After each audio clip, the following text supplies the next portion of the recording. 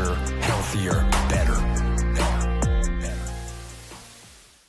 Hey Calder, how are you? I am so good, Norman. How are you doing, bud? I'm all right. Welcome to the GetAlpha Mindset Podcast, where we interview great people, and I think you're great. So Thank you. To start off the podcast, we always start off with your favorite alcohol. So why Fireball? I did not expect that. I thought like a scotch, a whiskey. Yeah. Give me a little history. You know what? Norman would have been, but there's no real history to it. Honestly, the thing was, I was out with a friend, had dinner with her, and she was like, you know what, try this, and gave me a shot of it. And I think it's the cinnamon aspect of it. I don't know. It burned, but it was good at the same time. Yeah. So I picked that as my drink today. So are we going to drink it straight, or are we going to drink it like shooters? Straight, bro. Straight. All right, straight it is. Let's pour this in. How you been? I've been good. How have you been? Super busy. While I get us a little bit of ice, why don't you tell the viewers your background? Okay. So, guys, I've been in the personal training industry now, oh my God, since 2007. I started off with a small-time gym. It was a segue because that was not the field I wanted to be in.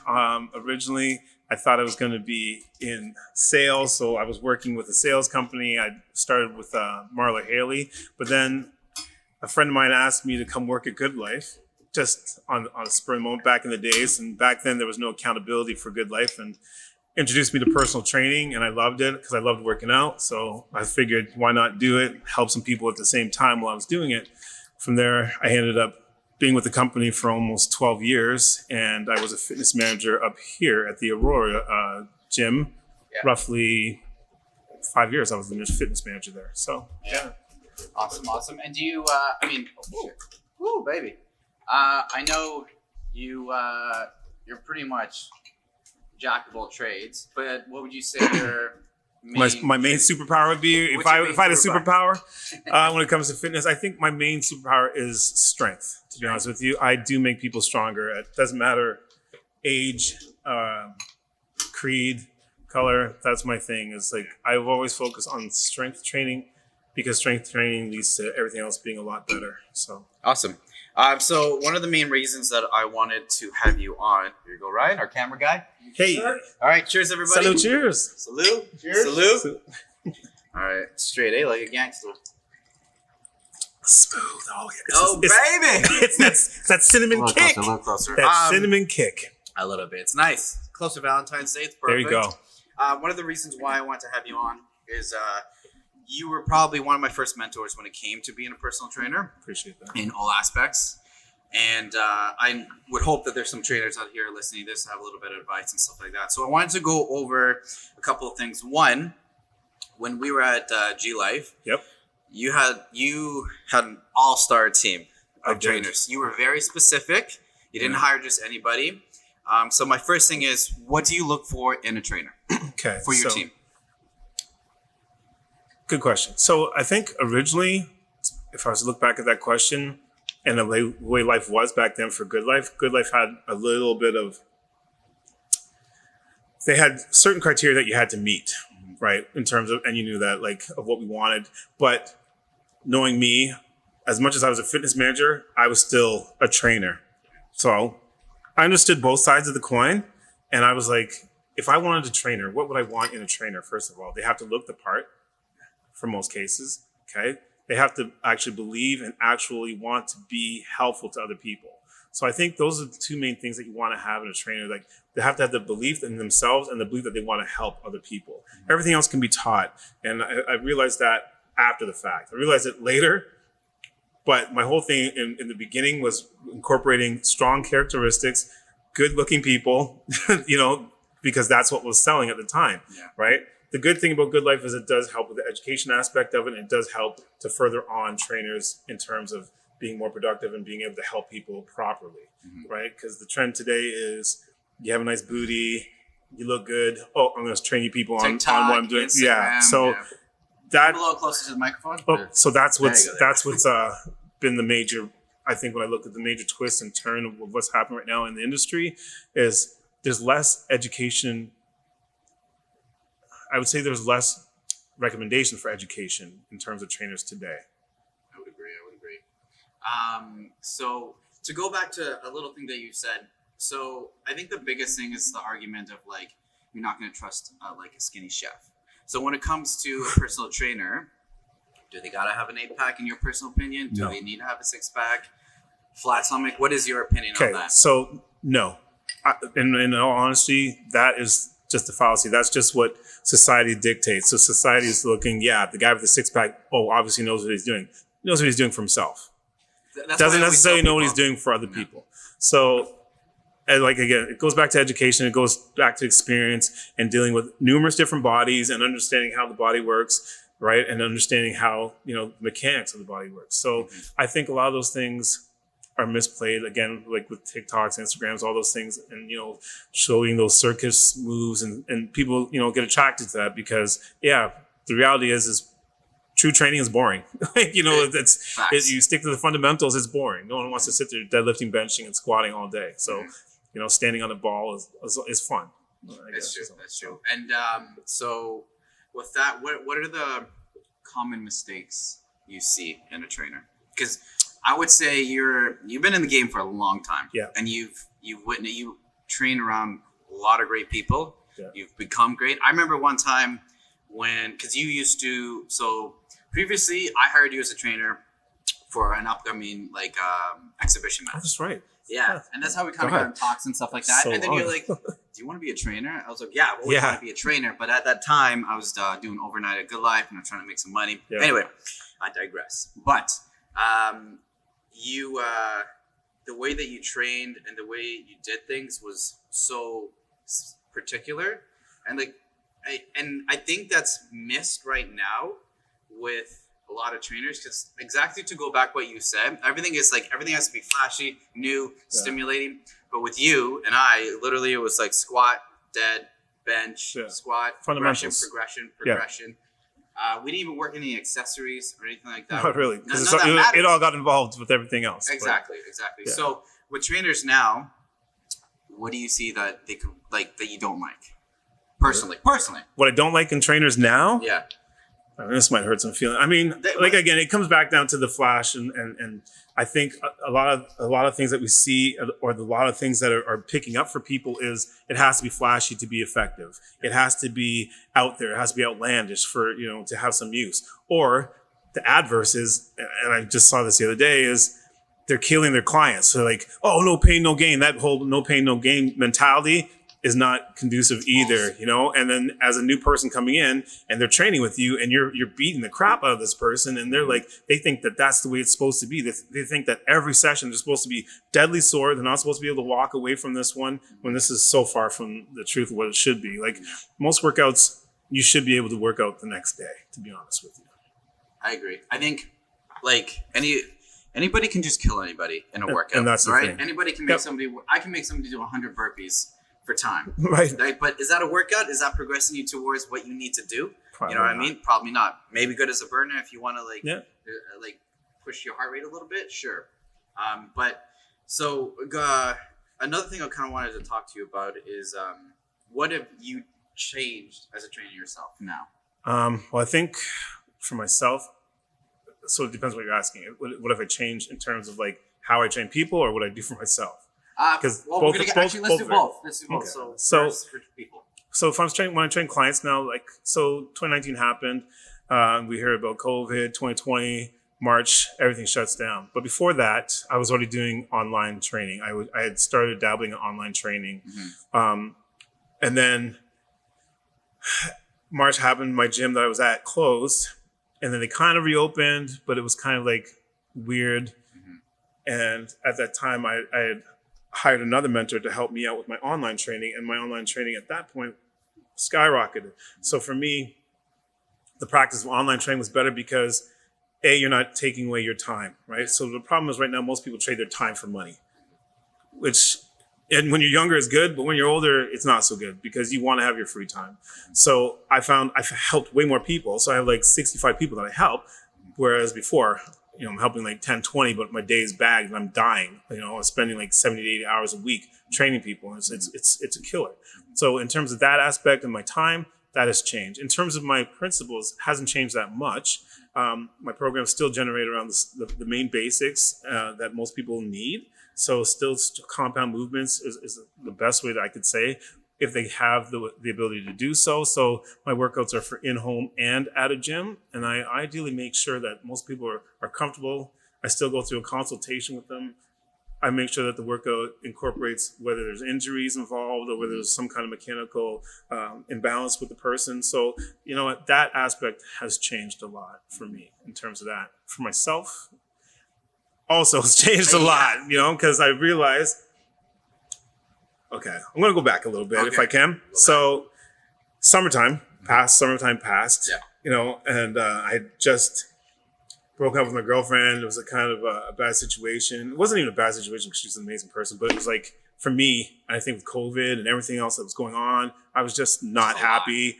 But you don't see these things, Norman. You don't realize how much you changed. In my mind, and this is, I think, the best and worst thing that's ever happened to me, is I was out with my boys and my younger son challenged me to a race around a baseball diamond. I'm like, sure, no problem. So do 3 laps of this baseball diamond, cool. First lap, I'm hanging with him. Second lap, he's starting to pass me. Third lap, he lapped me. I was like, what the actual F? I'm like, what is going on with me? I sat down on the bench. I was wiped. A minute and a half. That's how long it took me to run these 3 bases. I was done. Absolutely wiped out. Yeah. And I was thinking, but then at that point, I didn't even realize at that time how out of shape I was. I was like, what happened to me? You know, like what actually happened? I couldn't even race my other son. He's like, it's my turn, Dad. I'm like, no, Dad is done. You know? So hence hanging out with Joanne, she's talking about this 75 hard. I was like, 75 hard with 75 hard. So I was going to ask you about this actually, because I did it too. Okay. So she laid it out for me. And at first I lied. There was 2 other clients that I had that mentioned it to me before, but I was like, whatever, do your thing. You know, it sounds okay. But I didn't really look into it. I didn't really care about it. But then Joanne showed me her pictures and I was like, what the fuck? And she was like, yeah. She goes, I failed once, but she goes, like, I kept on doing it. And she goes, eventually I got through it. I was like, okay. My mindset was, I can't even run 3 rounds on a baseball diamond. I don't want to be like this by my birthday. I don't want to be like this by Christmas. So October starts. I was like, you know what? Here we go. Mid-October, I'm like, not even mid-October. I think the second week of October, I started day 1. Do my day 1, do the workout, because everyone can work out. There's no problem with working out. It was the actual second workout that I was figuring out, the outdoor workout that I was doing. So I did a walk, and that first walk killed me. I had blisters on my feet. I was like, oh my God, I can't even walk 45 minutes. Like, this is sad. But the reality was, it's the picture every day that helped, because when I look back at day 1 to day 75, it was like, and I did not take breaks at all. Well, I was going to ask you, did you ever have to restart? So no, because mentally, my mental game was so on point. I was like, I don't give a fuck what happens. Mm-hmm. I will commit to do my 2 workouts, drinking the damn water, and getting it done every day. You know, do my manifestations and meditations. Those are not even a part of it. I was already doing that stuff, but those weren't even part of it. Those are phase 1, which that's what I'm saying. So it makes it easy. It wasn't hard for me in terms of the commitment aspect of it. I think what makes 75 hard for people is if they come outside and don't have a goal, no specifics, and just go into thinking, I'm just going to do this arbitrarily. I'm going to try any diet. I didn't do that. Like I kind of kept my diet similar, something that was sustainable. And that's how any diet should be. It's something you can do long-term and every day and keep it that way. So when I started seeing the results in the second month, I was like, okay, I was about to go on. I had one, it wasn't even a hiccup, but my dad died in October. And I was like, holy fuck, I was depressed as fuck, but I still did my workout. Crying away, did my workout. Posted on my TikTok. You know, everyone's just they're like, wow, man. I was like, yeah, you know, like I made a commitment to myself. And that's what I'm saying. When I realized at that moment, it comes down to our rituals and routine that we have that will make the habits. So if most people start these things, and I realize now when most people's health and fitness journey is there's no plan. They have no setup. They have no idea what they really, truly want because there has to be an intrinsic value to something to make you want to do it. So intrinsically for me, I could not be the same person I was. I could not be that person. So in my mind, day 1, I'm going to be 1% better every day for 75 days. That's it. So it is, I'm going to be 75% better at the end of this fucking thing. So I was just like, okay, here we go. You know, and I started getting better. I started feeling good. Like I said, my only real thing was my dad dying. And that was, you know, hard to go through, but that actually, I still kept going. I didn't stop until I was done. Yeah. Well, what was the hardest part of that though? Was it the water, the reading? Because water, reading, 2 workouts. If I'm going to be honest, it was probably. Mine was the water. No, the water was Now though, the water, I kill water. It wasn't the water. It was honestly the reading because I ran out of books at the beginning. So I read 3 books through the first journey, right? So I started with what's the first one? Rich Dad Poor Dad was one. The Rules of Wealth, and the third one was oh my God, what's the name of it now? Horrible. It'll come to me. Anyway, so I read these 3 books, and I can't remember. It was actually a profound book, to be honest with you. It dealt with people and kind of like how we are today, right, and how to deal with people.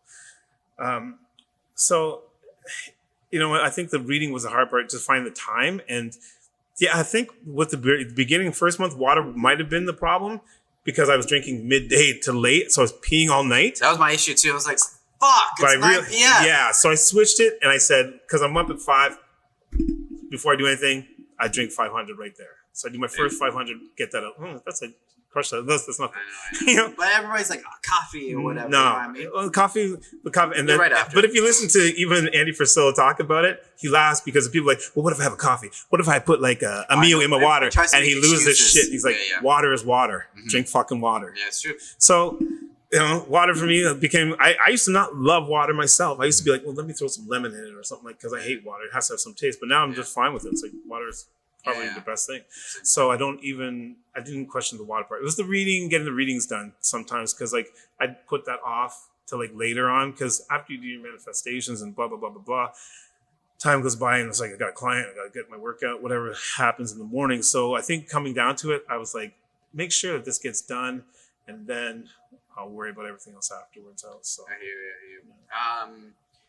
That's one thing I wanted to talk to you about too, because you and I are very similar in the sense of we have morning rituals. Yeah. We have certain things that we do to kind of get the day going. And I think that's a huge thing that people need to do to be successful in life, whether it's in financial, fitness, relationships. So what I wanted to actually do is, I know what I do. I wanted to kind of hear what you do. So what do you do usually in the mornings when you wake up? What time? I wake up, like I said, around 4:30, 5 o'clock is my wake up time. First thing I do is I actually have a cold shower. So I have a 3 to 5 minute cold shower because I'm up, I want to be up. So, because sometimes if I do my manifestations, I'm sure it's happened to you, you sit there and then you're asleep, right? Yeah, true. I've fallen asleep once or twice. And I'm like, I cannot do it like this. I need to wake up first, then do that. So shower, then I do 5 to 10 minutes of manifestations and affirmations. And then I do gratitude writing for 10 minutes and journaling. So that's pretty much the main morning routine, right? Now I've incorporated reading a book or listen to a podcast in the morning as well. So I get all that stuff done, and then I do a morning stretch. Okay. By that time, it's like close to 6 o'clock. And I have a client roughly around 6:30. So that's pretty much how I get the morning started. Okay. And so when you start your journaling, what kind of process do you do? So when I'm journaling basically what my goal is for the day, right? So what I want to accomplish today, what is it I need to start, like, so when I lay out 5 things that have to be done. So there's 5 must-haves for the day that have to be done, whatever they are. Like, it could be anything arbitrarily, but pertaining to me, or like goal setting wise. So it's like whether I'm doing a study, I have to set up time to study in this class, like, because I do Udemy classes right now. So I picked up, I'm doing NLP through Udemy. I was like, it was dirt cheap. I'm like, shit, I might as well do it. Okay. So I set up a thing on my clock, on my watch, or on my phone, basically, and it lets me know this is the time, do your studies, blah, blah, blah, blah, blah. But the main focus would be, honestly, just trying to make sure that everything that I set up, the 5 things I do, get done in a timely manner throughout the day, so that the end result is I can check it off and be like, I accomplished this today. Because you always want to build momentum through your day. And I find that most people, again, that don't have a goal or don't have something set that they're working towards, that's why you fall short. So it's like throwing a dart blindfolded. You're not going to hit the mark unless you're like Daredevil. But it's like it's like, you know, you're not going to hit the mark because you can't see it. You don't know what it's arbitrary. It's just out there. It's kind of like, yeah, I'm going to work out today, but I don't know. Yeah, and then they complain. It's like, oh, I didn't lose any weight. Well, how much did you want to lose? Yeah. You know. And some people, you know, and I'll get onto this another time. But like, the main focus is have a goal and work towards that goal throughout the day. So it's like build momentum slowly, so you have a snowball effect, so it keeps going, so you're constantly building momentum. That's the main thing. Okay. You didn't even drink any of this. I'm here listening to you, chugging away your cinnamon hearts. Because I'm talking away, man. I'm talking away. My bad. Okay, so I like that. What I want to ask too is, how do you incorporate that with your clients? Okay. So that's the harder part to some extent. The better part for me is that online, I can make smaller videos of myself, right? So I can make videos, motivating videos, and just talking about little things that have happened to me that have been successful, that have been working towards, right? And focusing on the actuals of why I'm doing these things and how, when you believe something, and we hear it all the time, like if your mind can see it, you will achieve it. Yes and no. So you can see it, but to achieve it, there has to be actions towards that goal. There has to be some action set towards the end goal, right? My goal last month, which was crazy, for January, I wanted 500 TikTok followers. I was like, you know what? I just want 500 TikTok followers. Yeah. But it wasn't arbitrary. I was like, how am I going to get these 500 TikTok followers? Mm-hmm. I'm going to post 3 times a day. I don't give a fuck what it is. I'll just post 3 times a day. That's what I did. Mm-hmm. I did it, and I laughed because I had 520 at the end. I'm already at 575, and we're 4 days in. Yeah, we're 4 days in. So my goal is 700 for the end of this month. I'm like, we'll see. I'll probably hit it because I'm almost at 600. So it's like, it's like crazy. But it's like, you have to have a setup for what you want to get, right? So it's like, you want wealth. What are you going to do to get wealth? So it's either find more ways to bring money in. Mm-hmm. So whether you have, something that brings you residual income or something, are you working a job? Whatever it is, but like, are you investing? Are you putting stuff aside? Like, and that was the next part for me. So it's like that part for me, I wish I learned that earlier in life, but like the pandemic was actually good for me. Yeah, same. Actually, I think it made a lot of trainers learn better or worse, but made them adapt. Right? Definitely had to adapt, especially if you didn't know, especially if your gym closed, if you were stuck in a global gym and your gym closed and you had no idea what the fuck you're going to do. Mm-hmm. Yeah, that's the scary part. I was already kind of ahead of the game, but luckily enough, I've always kind of been that guy. That's weird, but I've always had like that insight. I was like, this is going to happen. This doesn't sound right. Like 2 weeks to flatten the curve didn't even sound right to me. I was laughing. I was like, 2 weeks to flatten the curve. I go, I don't give a shit. I go, I'm just going to go, I'm going to go full on online. Yeah. And I'm just going to focus on trying to get 10K. And that's all I wanted to do. And that was my mindset on that. So to go retract a little bit back to the trainer stuff, because I want you're a load of information for a lot of like up and coming trainers. So what do you see trainers do that you see like you're gonna fail? You're gonna fail. They don't listen. They don't listen to their client. In what way? So what we want, sometimes what trainers do is they project what they are onto the client, if you know what I'm saying. So it's like, if you're my client, saying I'm expecting, okay, we're going to like lift crazy, we're going to do all sorts of stuff, but maybe that's not really intrinsically what you want to do. But you're just like a new person just going into it. So I can look at, and a lot of times trainers will predict and say, this is what we're going to do, and to build this program for you, it's going to be like that. But they're not really truly listening to what the client wants. Right. Mm-hmm. I think the main thing, going back, Good Life started it, but they didn't really finish it, is we would lay out foundations with people and we talk about periodization and stuff like that, but no one gives a shit about periodization. Nope. Clients don't care about that. What they care about is, are you listening to me? I have a problem. Do you have the solution to my problem? Mm-hmm. That's what they want to know. That's what they're looking for. Mm-hmm. Okay. I think the main thing to do is, for trainers now, is to focus on what the client needs, right? And how you can provide that solution to their need without compromising what it is you do best, right? So how do you incorporate what you do best that will help them become better, right? And that's the main thing. I think that's the number one thing I see that's going wrong with trainers today, because it's nowadays it's a one size fits all.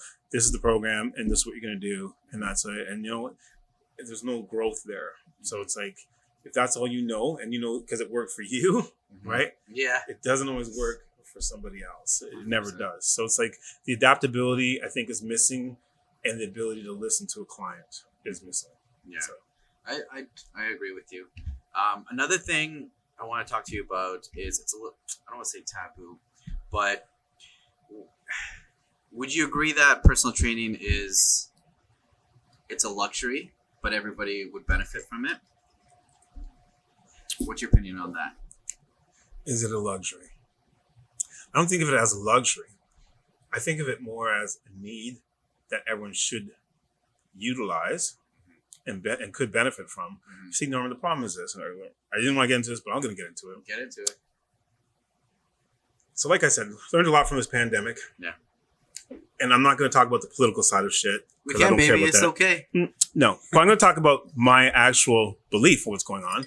And what we have is a social problem, right? It's a problem, not so much with the governments, because they're going to do what they're going to do. They've never been straight with us. The problem is, systematically, they're destroying us.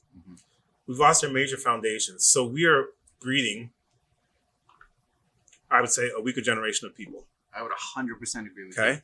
So you look at guys are now dressing like women. Nothing wrong with that if that's your shtick. Yeah. But that's what we promote. Right? So little kids growing up now, that's what they see. We demoralize men a lot in society, right? In what way? So basically, Build on that a little bit. So what I'm saying by that is like, you know how it's like men cannot express themselves the way that women can. Only because if we were to do that, we look weak. There's nothing wrong, especially nowadays, because mental health means so much. There's so much crazy shit going on. You know how many guys come up to me like and tell me like this is, I don't want to go into specifics, but like they're having this problem, that problem, and it's like life things where they want to commit suicide or this, like they're so frustrated with everything that's going on.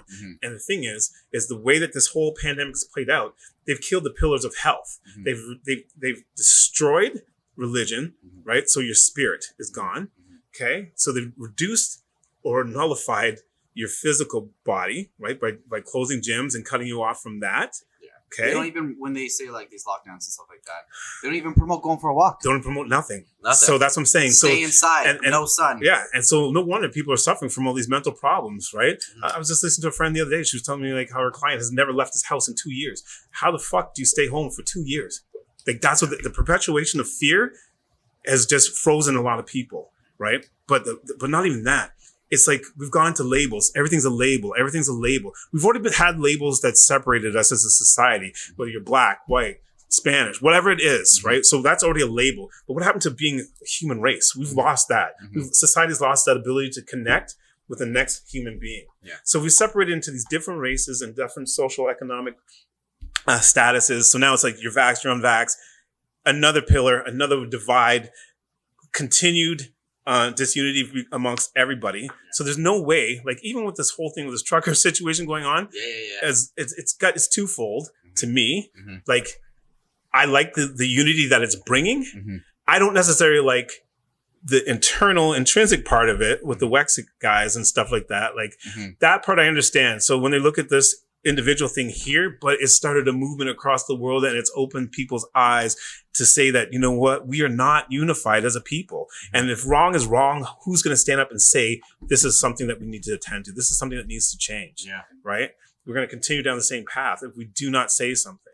And that's the problem, right? Because most people sit in, what do they call it? The silent majority. So most people sit in the silent majority. What do you think is going to happen? You know, it's not about compliance or being sheep and all that other shit. You know, like, I think it comes down to like we've lost humanity. We've lost the lack of respect for the next person beside us, you know, and you can see it because now, especially in the parts of like you talk about vaxxed or unvaxxed. So we have the so-called Karens or the vaccinated that are going to say something, but the reason why is that's a person that's never had power in their life that suddenly has power. It's like, oh, you're not wearing a mask. Put your goddamn mask on. You know what I'm saying? So it's like suddenly they got power. Suddenly they feel like, you know, I've got something to give me authority. I've never had that in my life, but now I have this. And that's why those Karens come out. That's why, like, to me as a joke, I'm just like, whatever, you know, but it's like, most people are not like that. Most people can't separate themselves and they get stuck into this whole vaxxed, unvaxxed lifestyle. As soon as I just separated from everything, I don't post about it because I don't care about it. You know, you think about the Amish community and stuff like that. People that don't have television, they probably don't even know there's a fucking pandemic going on right now.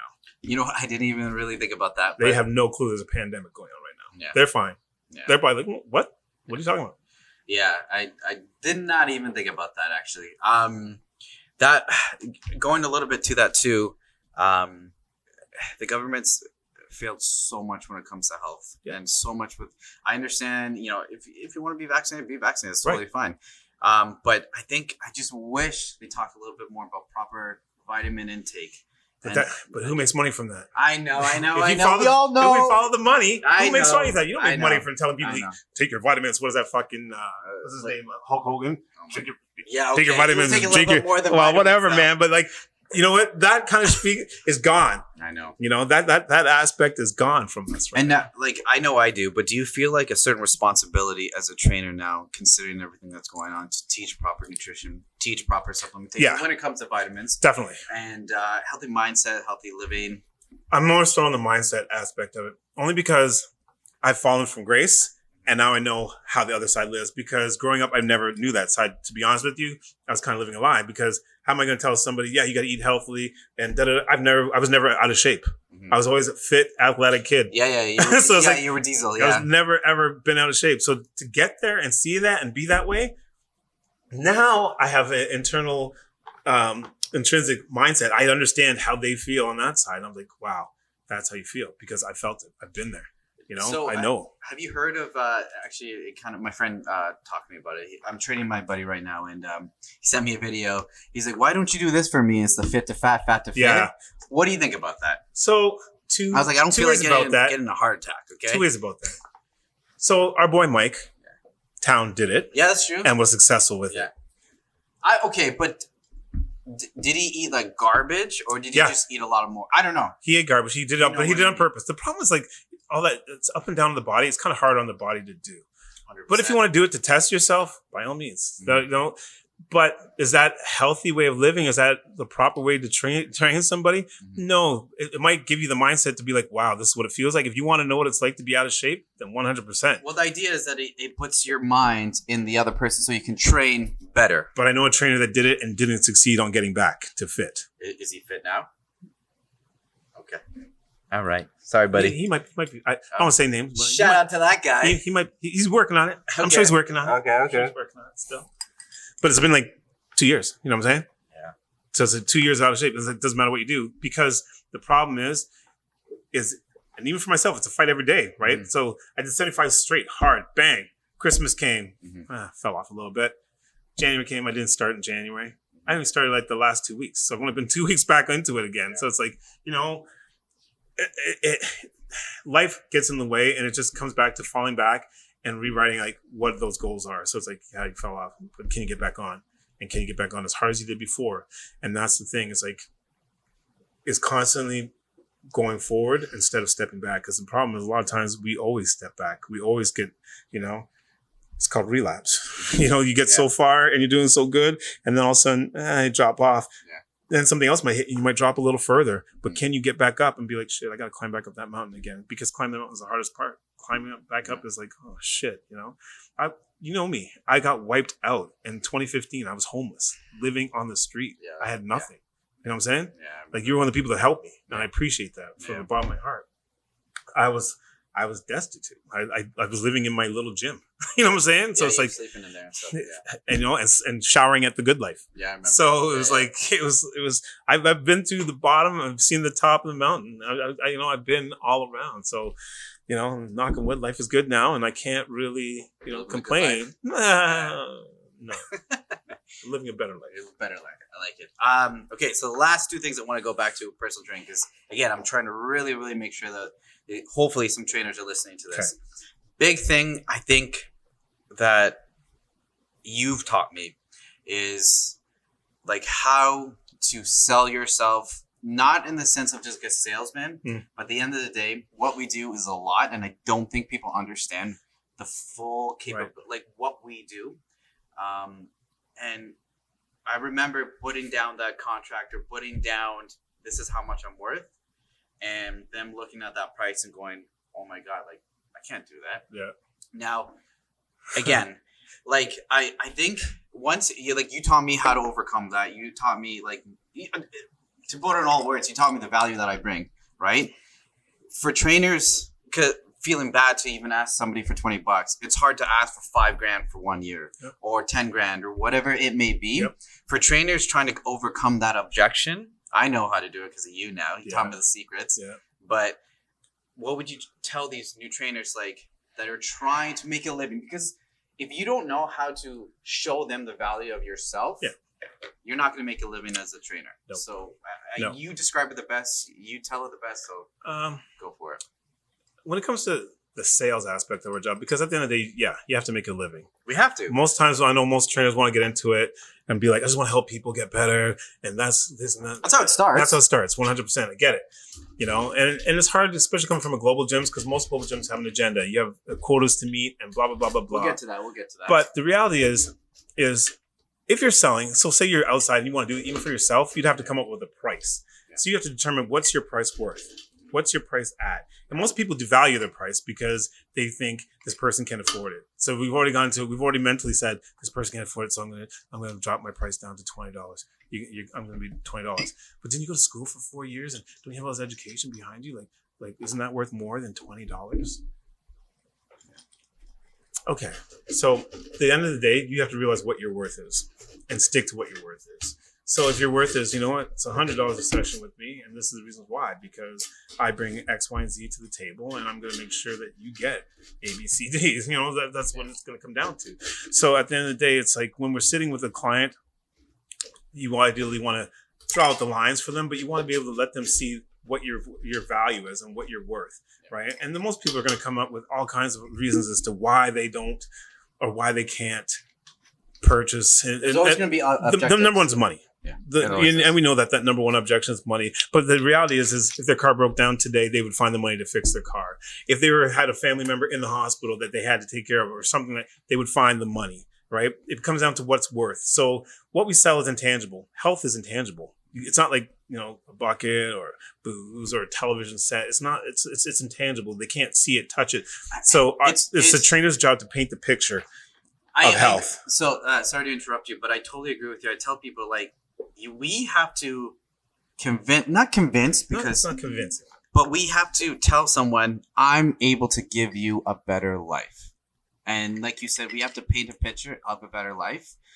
And that's very hard to do.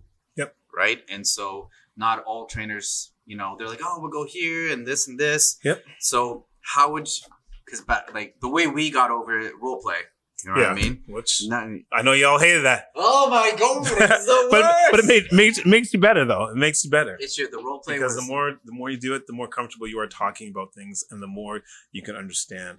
And even in the role play, outside of role play, it's just asking the right questions and just getting to know that person. Because now what I realize is I don't need to take everybody as my client. You know, I'll talk to and give suggestions because maybe you're not the right fit for me.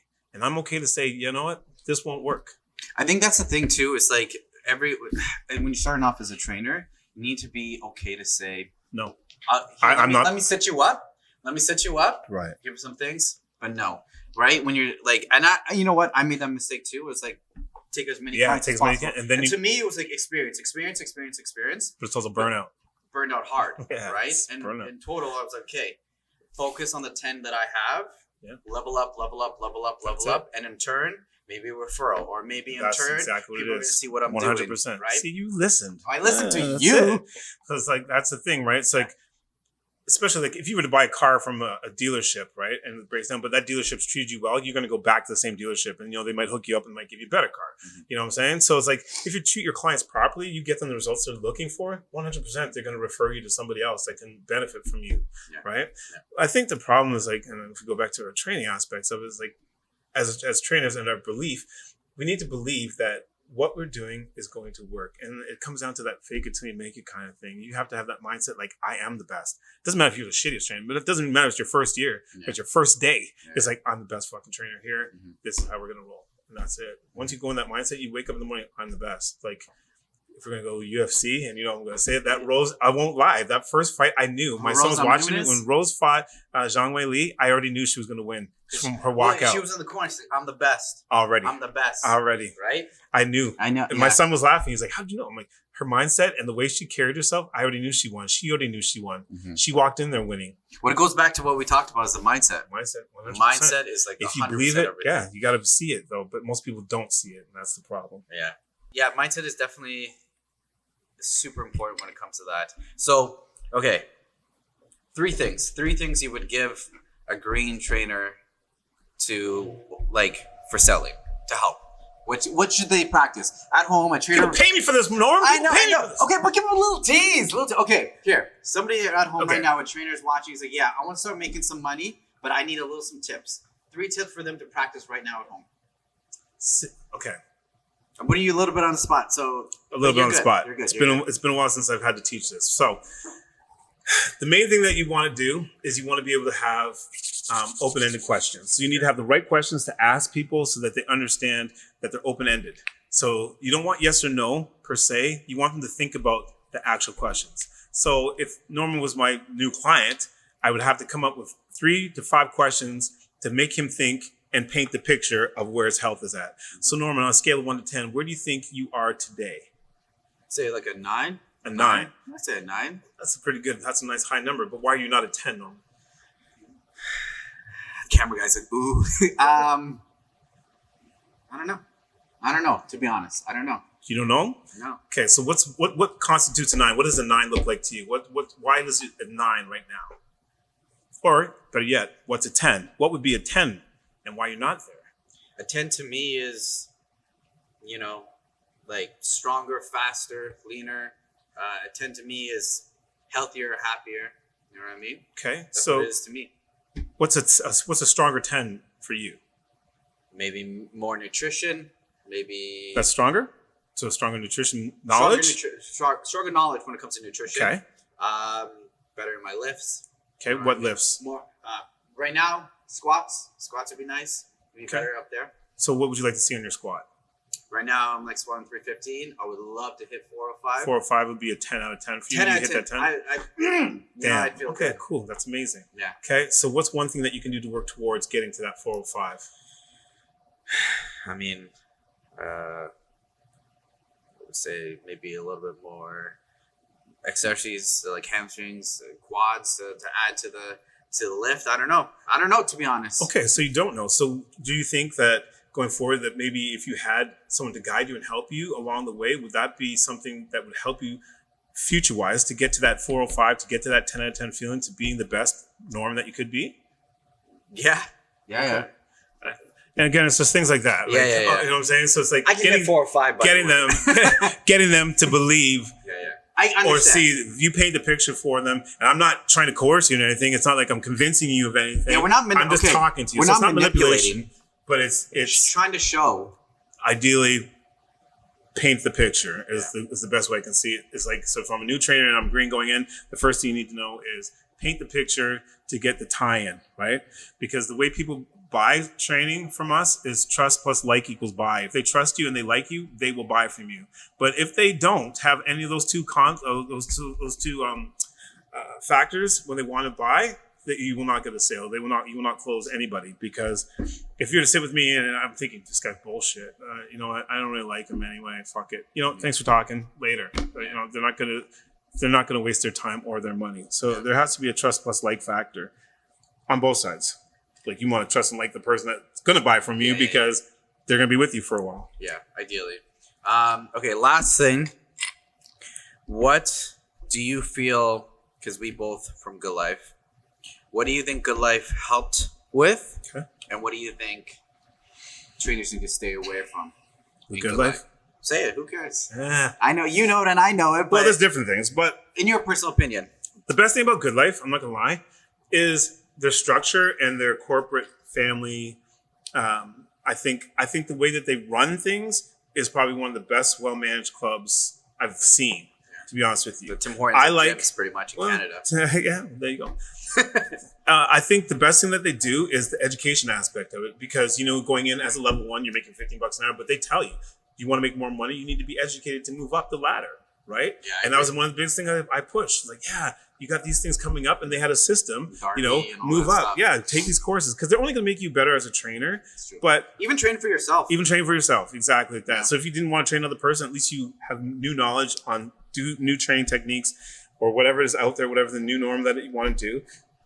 And that way you become better as a person and better as a trainer. I think that was the best thing from Good Life. I think the worst thing with Good Life if you're gonna ask me, was the pushiness aspect of it, because not every person knows how to sell training. Doesn't matter what you do. We've seen it, yeah. And you know me, I was like a people person, so I was like, "Don't worry about selling. I'll sell for you." I think that was. I think I or sold this trainer more. will sell for you. We'll sell for other people, because at the end of the day, it's like you're a good trainer, so don't worry about it. I'll sell for you. Mm-hmm. Just train your clients, because you got to know the person's niche. Not everyone's a salesperson. Not everyone wants to get into that world. But like in a corporate setting, you have no choice, because you're gonna get fired. You're on the chopping block. You know, you're gonna get reprimanded. You're gonna get yelled at for fucking you're sub 10. You're not making your hours. You're not doing this. It's like holy shit. But that's because it that life discourages has you as quotas. a trainer. It discourages trainers. But I think out of the 17 trainers I have, 7 of them have gone on to do major things. You know, or doing big things for themselves. Well, that's why I wanted to bring you in, because you're such a good mentor. Yeah. So it's like those. Like I'm happy for the majority of them have gone on to do good things for themselves. So I would agree with you on the second thing on what's bad about G Life. I think the one thing that looking back I didn't like, but now that it's one of my like best tools, is they made you prospect.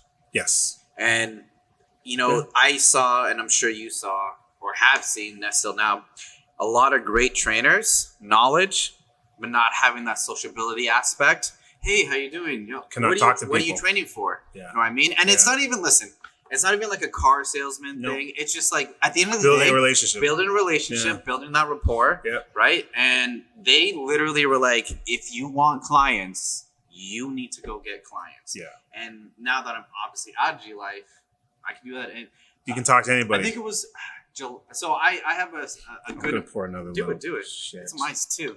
When I was last year, when I was like, okay, I need more clients, I need a little bit more money, I put a mindset of what I need to do, more clients, because of that prospect aspect that Good Life gave me. Yeah, got 5 clients within a month. Yeah, right. Nice. I mean, and it's that habits that Good Life taught me. To be honest, because it's like you want more money, go get it. You need to go get it, right? And that's the only thing I will give them. The only thing. Overcoming objections, role play, okay. Yeah. That was good. Honestly, consultation, I kill the shit out of consultation now because of it. And that's the thing, right? They lied when they tell you like you're building your own business. You're not. That's the biggest lie. Because when I went into it, I'm like, yeah, I'm building a business. But it's a half lie. Because what they do is they give you the tools to actually run your own business eventually. It's because some of the things that they've taught me, I've definitely brought into my business right now. Of course. Right? But tell me a lot of things not to do, though. Yeah.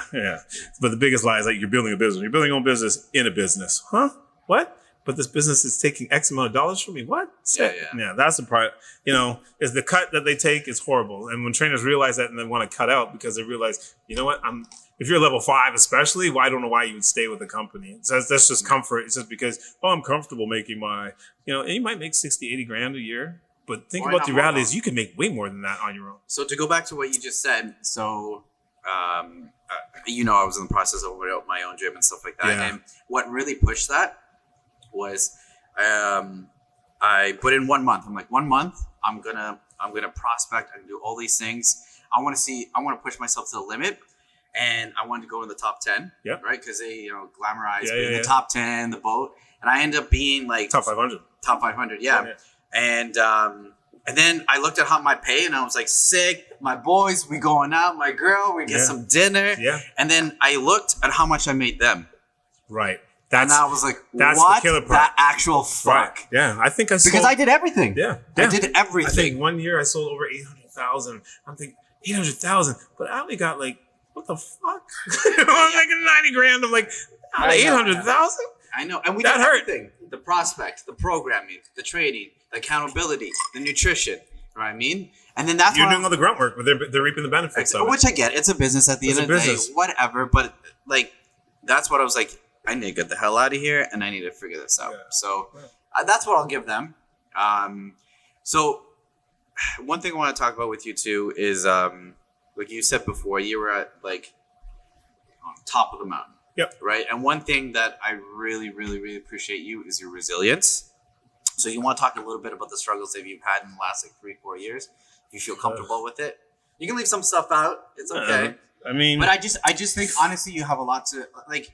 the reality, you've done so much, and you've hit a Thank lot you. of low points, Yep. and you've done nothing but be resilient, pull yourself out, and you've upgraded and you've leveled up to a new person. I think the main thing, Norman, I won't lie to you, is my mindset was already pretty good. To be honest with you, it's always been you've always been a savage. always been kind of like glass half full person. I've never been a glass half empty. So going into it, that was the main part. When I was homeless, I didn't want my kids to know. They didn't even know. You know what I'm saying? My ex didn't even know. Because I would treat everything the same way until I had no choice but to tell them, like, listen, I'm fucking, homeless. I still found ways to make money, but it was like, at my lowest point, it was dark. But climbing out of it, doing the little things that I did, like I worked for Orange Theory for a bit, and it was fun. But like even in that corporate setting, there was bullshit that went on through there. I'm not going to get into it, but there was bullshit that went on there. There was a bunch of lies I was told. There's bullshit, but I was told I was going to take over. I was going to be the new manager, and it just never happened. It left a bad taste in my mouth. And then it happened not once but twice. So at the second time, I was kind of piecing out, and then I found another gym, that I was working out of for a while, which is all cool and everything. And then, but it wasn't really fulfilling because the guy was charging me X amount of dollars for rent. And I was like, paying more in rent than anything else, like $800 is a lot a month. So I was like, I might as well go somewhere else. And then I ended up finding the Fit Room Life, which was the most amazing spot. Like, I won't lie, Anthony is an amazing owner. And like the whole spot, I have nothing but good things to say about the place because it was a family-oriented place, and I'm not gonna lie. I've been to, I've been to a lot of gyms. That was the first gym I went to where like all the women were like diesel and strong. I was like, what the fuck? Yeah? I was like on the land of the Amazons. I was like, where am I right now? Like, what gym is this? It was crazy, Yeah. And I wish him continued success with the model that he has. His model is actually better than F45 in my opinion. It's the same kind of concept. What do you not like about F45? What do I not like about F4? It's not that I just like boot camps are boot camps. They're all the same, same format. It doesn't matter. You just painted a different color. It's all the same format. With Fit Room, because he had a gym as well as the boot camp room, so he was the first person I say that actually united strength camp and boot camp, and that's his motto, right? Where strength camp and boot camp meet. He's done it well. The way they've done it, and they've even actually added new equipment inside their boot camp. So they got the ski ERGs. Oh, really? Yeah, they've got like pull-up bars and stuff like that, or the assisted pull-up machines in there now in the boot camp aspect of it, right? So he's running better boot camps. He's put more money into it. He's put a lot of value into being there. So it's worth the money it's worth, to be honest with you, in my opinion. Like my splitting with him, that was like COVID life bullshit, and at the end of the day, I was at the point where I knew there was not going to be another club opening up anytime soon anymore. And for me, it was like, if I'm not going to get another club, then I need to be on my own. That was pretty much what my thoughts were going into it. And we had a little split, but I got nothing but love for the guy. Like they did their thing. They do good. They do good work. And, I know I still talk to a lot of members from there, but going online for me was the smartest thing and the best thing because again, the problem with trainers today is we trade our time for money. And that's the problem. We sit there and we'll be like, okay, I got like 10 clients today. That's 10 fucking hours, bro. 10 hours you're doing today? I remember you working till like midnight sometimes. I was like, this guy's crazy. But that was also the initial part what helped in the downfall of my marriage because it was like I'm working fucking 70 to 80 hours a week. I wouldn't get home till late and then like, or sometimes if I get home at all, I'm like play with the kids and I'm so tired, go to bed kind of thing, So work-life balance I learned is the most important thing. And again, just having a set of values. So it's like the gym can't be everything in your life. As much as we promote that and show that, the gym can't be the end all or be all to your life. I think that's something I've changed with myself too. Is that people are like, it's crazy because I don't know if you realize it, but people are like, you have pizza? Or you have drinks. I'm like, yeah. But I also eat my veggies and eat lean meat and work out. And like it's. I think you're in the best shape you've ever been, to be honest with you. Yeah, 100% agree with you. When I was with you, I was definitely strongest, but I'm more balanced now. That shit suits me now. You know what I mean? If I want to hit the bag for like 10 rounds, I can. I can go spar for 10 rounds, I can. If I want to go squat 405 for Yeah. a couple of reps, I can. I'm at 405 too. 455. But like I can bench, I can dead, I can squat. Yeah. You know what I mean? I can do all the things. I can do everything except bench. I know. Well, let's talk about that. So, how'd you injure your shoulder or your bicep? What was it? So my left elbow, it started out doing jiu-jitsu, no word of a lie. Some guy tried to put me in an arm bar, and I was like, no, you Where don't. you do jits? I was training with combat arts. Okay. And then it started there. And that was actually years ago, to be honest with you. But it cracked, and I never healed. Nothing. Did nothing. I figured, I'm good. I heard a little snap, crackle, and pop. But I was like, my arm was still good. Fast forward to 2017. And I remember benching. I think it was benching 365, right? So it was bench. Damn! Yeah, I was doing 365, and I heard it sounded like a crack, like a twig broke. I was like, "Whoa, what the fuck?" Put the bar down. I was like, "Something's wrong with my elbow," right? Mm-hmm. I was like, "Okay, whatever." And this is like my homeless life. So I was like, I go to a hospital. I'm not going to name it because it's the shittiest hospital ever in Richmond Hill. In Richmond Hill. And I go there, and the guy's like, doctor's like, oh, there's nothing wrong with you. Go back to work. So I go back to That's work. a shit doctor. Go back to work. And I'm like, okay, trying to do class, but my arm does not work at all. Like, I'm like holding it to my body. I'm like, something's wrong with my elbow. Right? And I'm at OTF running the class, but I'm like in so much pain. I'm getting clients or members to demonstrate shit. And I'm like, what the fuck is wrong with my arm? Same day, radiologist calls. You need to come back and get casted. Your arm is broken. I'm like, they told me it was arthritis. I was like, oh, fuck me. Okay. You're getting old. Go back. Hold on. Shut up. I go back there and I was like, okay, get casted. But the guy casted me from my fingers to my shoulder. I'm like, this is some bullshit. Okay. You cast me from my fingers to my shoulder. I won't lie to you, Norman. Cast lasted 48 hours. I love it. Told my girlfriend at the time, like, cut this off me right now. So she cuts it off. And I just taped my arm to my shoulder and I just had people do stuff for me for the next month or so until it started getting a little bit better. And I rehabbed it. Did nothing but rehab. Didn't lift shit, but it was just rehab. Maybe like 6 months later, I started benching again. Light. Okay, handle it. I think, I'm good again. Come back, do bench, crack my fucking bone again. So I have a hairline fracture through the olecranon, through the tip of the elbow. I'm like, oh my God. Right? Whatever. Heal it again. Third time comes, I'm trying to teach the class Sphinx push-ups. So Sphinx push-ups, you're lying from a plank position and you're pushing up that way. Yeah. Again, I hear like paper. It sounds like shh, like paper tearing. Oh. I'm like, ooh. And then I'm like, okay, Nikki, you're going to demonstrate the class for the rest of the time for me. She's like, huh? I'm like, yeah, just demonstrate it. I'm like, something's wrong with my elbow. And I'm like, and then I just, again, went back in. Like, no need tape or to cast it, but it's cracked. And I'm like, so I had a hairline crack through actually hairline crack and the tendon ripped off the bone, the muscle ripped off the bone, so cracked it. It was because at the time my arms were like 22 inches, so they're like, yeah, because you're so big, he goes, your muscle pulled it off of the bone. I was like, this is some bullshit. So it's never really healed completely, and even now, like I struggled the last year. I've started to bench, and like my bench, even 135 was like killer for me. It was like, oh my God. And what kills me is my chest is way stronger, but my elbow and my shoulder cannot take the pain of it. So it's like, I just grin and bear it sometimes and just like, okay, I'm just trying to bang out. So I've worked it back up. I'm at 245 right now, back to my bench, but it's like, I can do like 5 reps and that's it. I'm like, and you know me, I was benching like 365. Yeah. I was working on that 405 bench. So I'm like, God. I'm squatting 405. You're benching 405. But I'm just like, not anymore. I'm like, but then, you know what? I changed priorities too. So my training styles also changed a lot. So I use a lot more bands and stuff like that when I train. And I try to do a lot more isometric tensional stuff, like to focus on my chest, because I know that you're only as strong as your weakest part, and my left arm is so weak. Like reality is like even at 80 pounds, I can press an 80, but it's like the pain is not worth going through it. So it's like, because if I do it, then I'm out for like weeks. So I sit within a moderate range.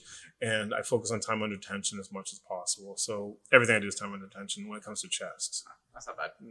Yes and no. Yeah. But it's like, it's just optimal because it's like, it's not like I can get it bigger. I can't get my chest bigger, but I can't get it stronger. Sorry, but I can get it bigger to some extent through time under tension, but I can't get stronger per se. I marginally stronger, but not the way I would have normally. So I'm happy with what I'm benching right now. Like I just tested myself the other day just to see, but again, it's like that's okay. So over the last year, Yes. what's changed? What's changed in your life when it comes to training, lifestyle, everything? A lot's changed actually. So last year, like I said, 'Cause I haven't seen you in what, a year? it was about a year. Yeah. I mean, I used to come get my supplements from you. I know. What do you got going on right now? It was all legal shit. Okay. It was all legal stuff, We but wouldn't do that, I was like, what supplements do you have right now? So I won't lie, you gave me this, I think it was a Black Cat or something like that. It was like crazy. Day Spell.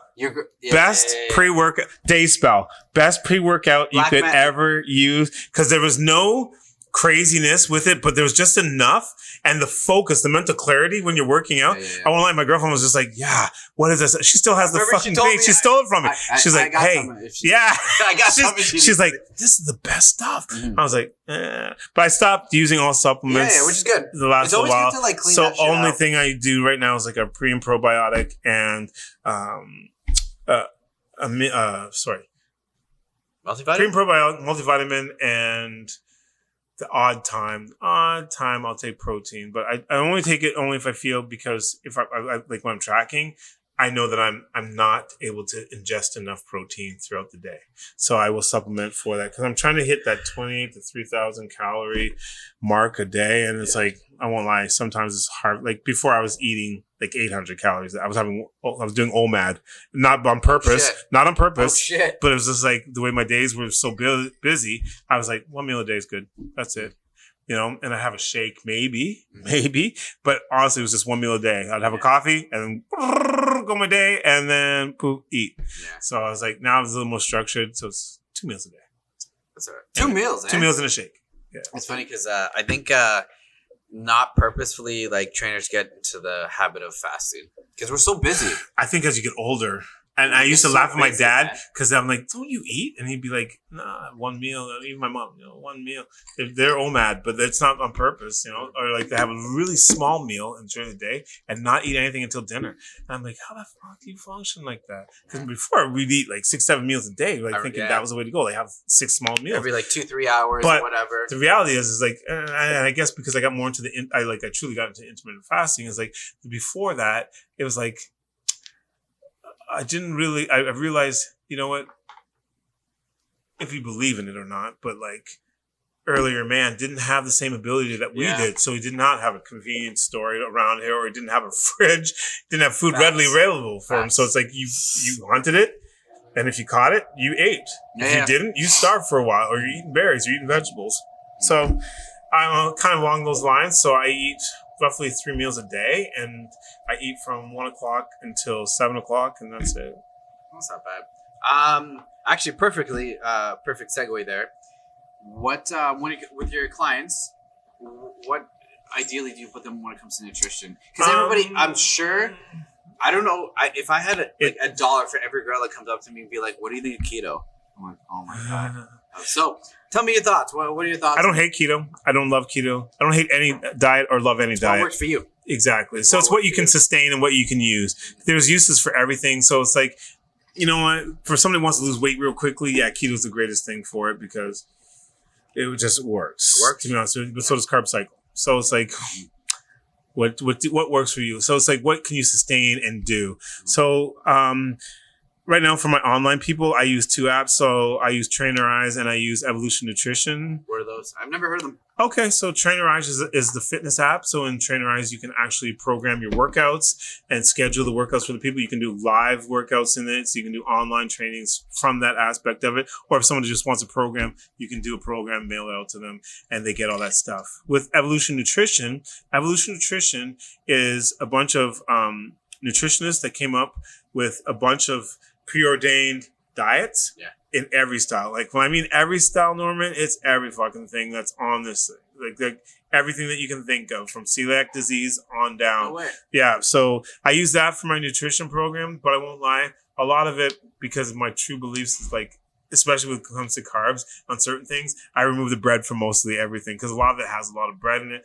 I try and remove the bread aspect of it from it, or increase the protein. You just got to be careful with it, like in any app.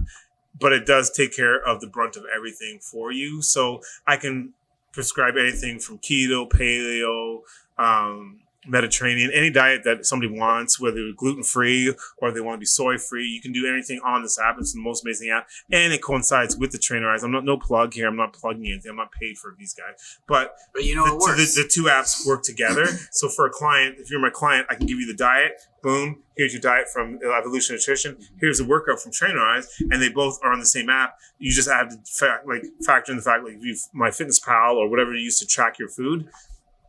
Those two things, or three things together, help people be more successful. The app is just with Trainerize, and I think with anything like this, for the online aspect of it, it's like when people are able to track and see it, they're more... It's a game changer. It is, because they're more able to see and get the results. So I just started with this lady, Jen, and I started changing because Jen came at around the time when my mindset changed, when I just finished doing 75 hard, and I realized how to go from fat to fit and what's the main things that you need to do. She already had an online trainer, so she was like kind of skeptical coming into it, training with me. So when I was talking to her, I said, you know, through the initial whatever talks that we had, I was like, what is the main things that you want to see and what you want to do? What's different about, you know, the training that you did that you want to go forward and do? So she told me what it was that she wanted to do. And I was like, okay, so this is what I'm going to offer you right now. Okay. So the first week, I just want you to record everything you eat. I'm not even going to give you a meal plan. So record everything that you eat so I can see what you're doing. Right. Because all I'm going to do is if I have to change something, I might change minimal things. And it was very minimal that I changed for her. But I was like, okay, we want to focus on this. So all I want you to do is we're going to eat this way. So I just laid it out for her. And when you lay out the meal plan, it's just like, we want to see in the first week. I change their meal plans every Friday. So every Friday I change the meal plan because you want to make sure. And when I change it, I mean, it might change minuscule. Something so it's like something for like calorie wise. So they might go from like 1,800 to like 1,600 calories or something. Depends if you're trying to lose weight, right? But most people go into like a major deficit, like a Bernstein style. So they're doing 600, 800 calories and they're fucking, where do you go from there? Yeah, there's nowhere to go, right? So that's why they get sustained. Because when I started with her, I go, you can do like 2,500 calories. She's like, what? I go, yeah, 2,500 calories is what we're doing. And then the first week was hard because she couldn't, like, she was like, I can't fathom eating this much. I go, I understand that. I go, so we're going to do it in smaller parts. So I broke it down into smaller parts. And this is what we're going to do to make sure that we hit what we want to hit weekly. And I brought it down. So it was like 2,700, 2,600, 2,500, 2,400 in the first 4 weeks. And then we were set at like a 1,600 to 6. It was like 1,650 that we did for the next following month where she dropped a bunch of weight. She's like, holy shit, I've never lost this much weight. And I'm ripped. And I'm like, yeah, I know. So 6 weeks, you know, she was down to where she wanted to go. Yeah. So now we're just trying to figure out what's the next step. And as always with trainers, like you always want to figure out if you have a client. And this is like backtracking. That's okay. But basically, I don't want to keep clients. Believe it or not. Yes, you do and you don't. But I don't want to keep clients. I want to make you get to where you want to be. And then teaching you self-advocacy is the best thing. Teach you how to fish. So now you know what to do. Go on, preach the gospel, tell them, yeah, Chris sent me this way. This is what I learned from Chris, and I'm better for it. Mm-hmm. I don't want you to stay with me forever. I want you to stay with me until you need me to. But some people stay because comfort zone, you become a rent-a-friend. It's like... No, that's actually another thing to go back. That's something you taught me when you were mentoring me too as a trainer. It's like the best trainers have different rosters, right? Because exactly what you just said, teach you how to fish, go on. Now, over time, sometimes, like, it's okay if a client's there for 2 to 5 years because goals change. Goals change. Goals do change. But as long as like that goal is attained, let's get to another. What do you want? And as long as, but I've always been, I think the best thing, like I understand that from a monetary value thing. You want to keep the person, you want to make sure that you have money coming in. But I think the best case scenario is to teach that person self-advocacy. Yeah. Can they do it for themselves? Teach them to do it for themselves. That's the most rewarding thing for us. And it is. At the end of the day, it's like, like when I watch, especially for me, like watching trainers, so developing trainers and watching trainers open up their gyms and doing their thing or whatever they're doing online or whatever it is, it's like, to me, that's the best thing to do. Hi. Oh. Damn, the camera guy was going like this trying to signal us, but it was just dust. Oh. Asshole. Okay, anyway. So, you know what? Might regret this, but I'm going to ask it. So, when I was starting, what things did you see that I needed to change? And what was the most rewarding things that you saw change in me? You know, I'm not going to like this answer, but I'm okay with that. You might like this answer. So with you, Norman, there was a lot. I loved you because you wanted to try to be better. You wanted to be better in every state, but not even just physically, but mentally too. You had issues going on with your dad, right? If I can bring that up. Everybody knows about my daddy issues, eh? Go on. Okay, but that was a you, major I thing trusted you for with that you, shit. and you had a lot of other stuff going on because of that, right? Yeah. So when you were telling me this stuff, yeah, part of me was like impartial to you because I was like, this guy, I see potential in this guy. This guy could be a great fucking trainer, right? Which he ended up turning out to be. Right in the beginning, so most people were like, "He's a fucking loser. He doesn't know anything about training." I'm like, "It's not that." Whatever. But I'm just like, at the end of the day, like when I see something in somebody and I feel like this person could actually do something to benefit other people, I will push and promote that person, no matter what the bigger ups think or what anyone else says. Like, you need to get rid of him. No, I don't. Don't tell me how to run my fucking club. You know, there was you, there was Blake, you know, there was Garce. A lot of people didn't want Garce around because they, you know, the image factor. But I'm like, this guy is a performer and knows how to, you know, to sell training, and he ended up being a fitness manager. So it's like, go fuck yourself, kind of thing. Yeah, it's true. You know, so it's like at the end of the day, it's like I think my biggest thing is I see the belief in people. So for you, the biggest thing I saw was that you wanted to be better. That you wanted to help people, but you wanted to be better yourself, right? You whatever demons that you had going on outside, and you had some, had a lot, but whatever demons you had, you were willing to work on those to become a better person, and you have. Like it's like night and day. The Norman from then is not the same Norman that you are today. Yeah. So kudos to you, man. That's amazing that you've done. So I appreciate that. So another thing I kind of want to go over with you is. When it comes to like transformations and stuff like that, how have you, with your clients and stuff like that, what when they haven't hit that part where they want to go, right? And when everything's kind of gone accordingly, what do you do to pivot? So it's a good question because I'm going through this right now. So like I said, I went to online from jump from the pandemic. Online is iffy because the majority of online I didn't see. And I won't lie, the ones that see the best results are the ones that do see me. And the only reason why people even see me is because I got lonely. So I was like by myself. I'm like, I had all this free time, but what do I do with my time? Because I have all these people online, but I don't see anybody. Yeah, I communicate. You got to do this, and this. But it's like, it's not the same. And you become, I was alone. I had nobody. So it's like, you know what? I want to see people. So listen, for this price, I want to see you at least 2-3 times a week. And then I did that with like 6 people. So at least I could see some people so I can get info, so I can like talk to people a little bit different, right? So yeah, they see more results better that way. And I realized that, but I don't have the time to do that with everybody. It's almost the same thing as training people because now I've given up my time for my money. It sucked, but at the same time, it kept me sane because at least I was around the human element and I got to hear people's stories and I got to develop different kind of relationships with people.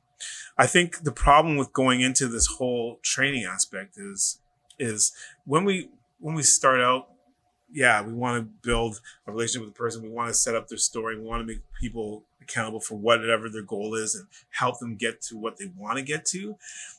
But when I started this whole thing and when I had the online aspect of it, I changed certain aspects of it. So I had clients that were doing well and clients that weren't doing well. And the good thing about it is I would always factor in videos or like memes or whatever I would throw out there because I don't always throw anything into the app, is I would try to make them realize that we all fall. It's like, how do we get back up from where we fall? And goal setting, because most people do not know how to goal set. And it's going back to the goals that you set out at the beginning. And one thing I learned, and I guess this is for new trainers too, is in the old days, we would blame the client. Oh, you didn't follow my meal plan. You didn't do the workouts. You weren't waking up on time. Well, there's the mindset behind that. Because the mindset is, why didn't you do those things? Where did I fail you? It's where I realize now as a trainer, I realize it's like, the onus is on me. The blame is on me. You didn't make your goal. That's on me. Not on you. It's on me because you didn't fucking do the things, but I didn't promote it. I didn't push you to do those things. I didn't tell you, yo, you know what? I understand that you can't do this. So what can you do? What can we do to make you successful every day. So one day, what's one thing that we can change to make it better for you each day? Instead of being like, oh, you didn't follow me, you didn't do what I wanted you to do, so that's why you ended up being the way you are. And that's why you didn't get the goals you wanted to get to. And so, I mean, the results are with Jen. Jen was like my first real trial with it all online. When I see someone, so I'm just like, you know what? Ask the questions, and here's what it is. So what do I need to help you with to make you better? What's one thing that I can do to help you get better? And I'm trying to do that now with everybody, even in online, but I throw the question out there. What have you done today? What's one thing that you can do to make yourself 1% better? If your week didn't work out the way, why didn't it work out the way you wanted it to? A lot of self-reflective. Of course, because self-reflection is the thing I found, like even for myself on my 75 journey, is like, well, how did I get to the state? And how do I turn the state around? And it's like, how do I get to the point? And then sure, I had my son go to me, Kai. Kai is just like, hey, Dad, you're fucking fat. I was like, yeah, okay. Damn, yeah. Kai. Yeah, so I was just like, savage. But you know what? Sometimes tough love is the realest love, because I was like, yeah, he just wanted me to be better. He wanted me to get back to where I was. So I was like, yeah, I get it. That's fair. Yeah. So 2022. Yep. What's new for you this year? Okay. I don't know if I really want to talk about this, but I'll talk about it. It's shit. like, I don't really want to give away. Do I know? No, you don't. Okay. So the thing is, you know me, I'm always like looking at what's the next step, what's happening, what's the evolution of our training, and what's going on in the world. So people asking me, are you getting a global gym? I rented out a global gym right now, but a brick and mortar gym. The reality is do I want to have a brick and mortar gym? No, because they're going to lock down more. There's going to be more lockdowns coming in our life. That's just the reality. People don't want to hear it, but the reality is there's going to be another lockdown coming again within the next year or so. So I think the best thing that I can do is focus on what's the next best way to train. And I shouldn't even give away my secrets, because you know what they say, you're never supposed to talk about the next thing that you're supposed to do. But I'm going to let you know. As you just asked me, but I'm looking at doing EMS. I'm bringing in EMS training. Do you know what that is? I've heard of it. I don't know too much about it. So okay. So there's not, that's probably because there's not a lot of them out there. I've read about it. But so I don't know if you remember Belinda Stronach, her old trainer, Agnes. I love you, Agnes. If you ever listen to this, Agnes was like, shout out to Agnes. Amazing. I forgot her last name. Amazing trainer. She came to Good Life. She was working out there. Older lady, blonde hair, ripped, like absolutely shredded. And me and her had a good relationship.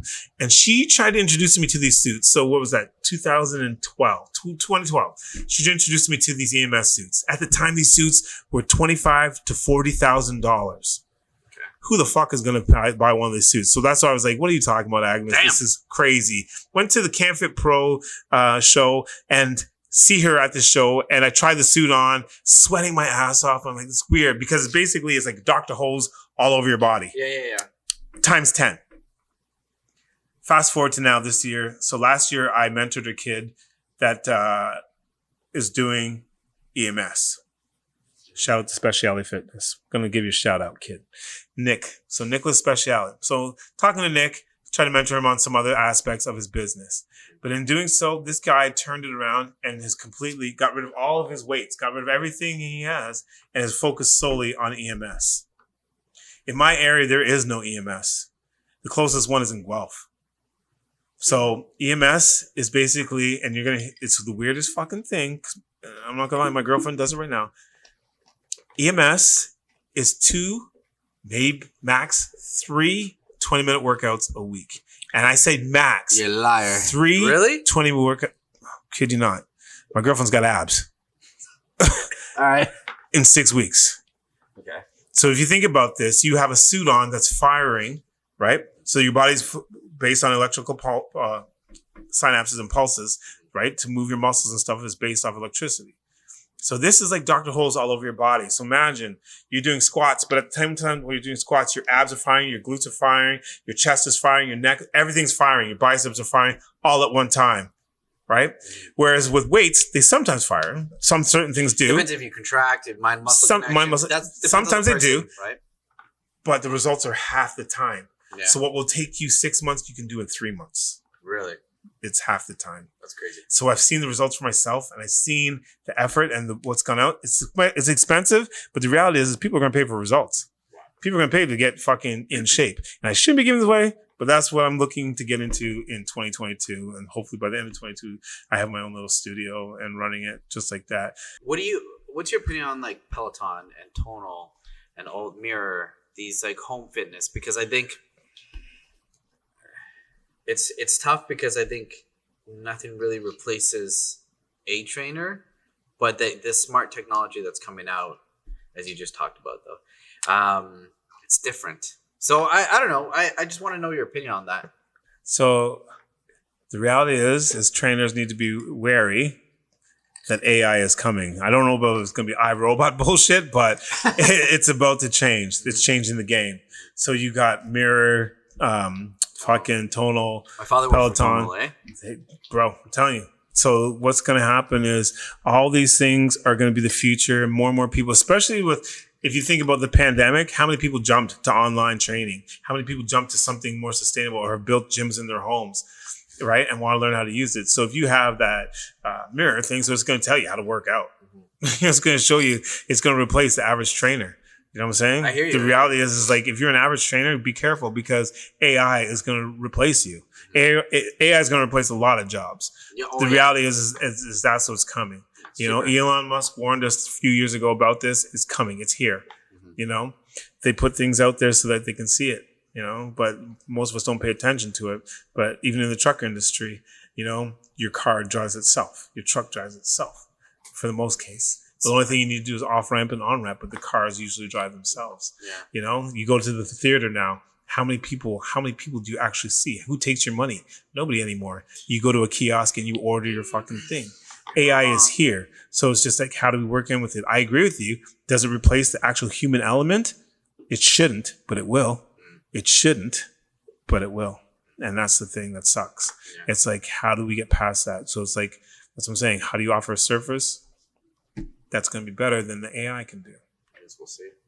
We'll figure something out.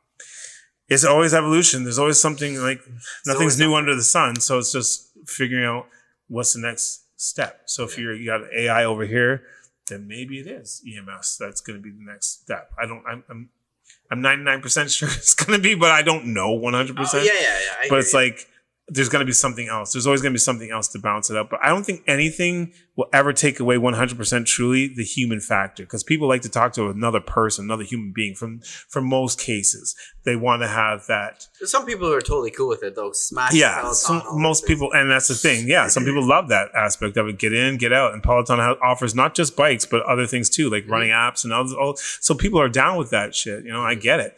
But at the end of the day, like, will AI replace us completely? Probably. Isn't that the plan, though? Isn't that the idea? Is to replace? Right? Yeah, 100%. But I just feel like the human element, as long as we can keep it a human element and keep humanity, you know, on the forefront, I don't think we would have much to worry about. Yeah, I mean, I agree with you. Well, I feel like we can talk forever. We haven't even gotten to MMA. We haven't even gotten to Marvel. There's too much, man. Too much shit. But I hope to have you again. I appreciate it, bro. Thank you so much. I think you have so much to bring to the table. So whenever you're free, please come back. See. Hopefully in the next few months, we'll see, man. If I get this EMS thing, we got some new stuff to work out. But I know what, Norman, I appreciate everything that you've done. I appreciate you asking me out. I love the man that you've grown into. And, you know, from where I've seen you at your lowest low as well. I'm not going to talk about it, but I've seen you at your lowest low. And I've seen you now at your highest high. And I see you rising. And you know what? True blessings to you, man. All the Respect, best. man. Appreciate it. All the best. See you, man. And see you guys. Thanks, guys. Cheers.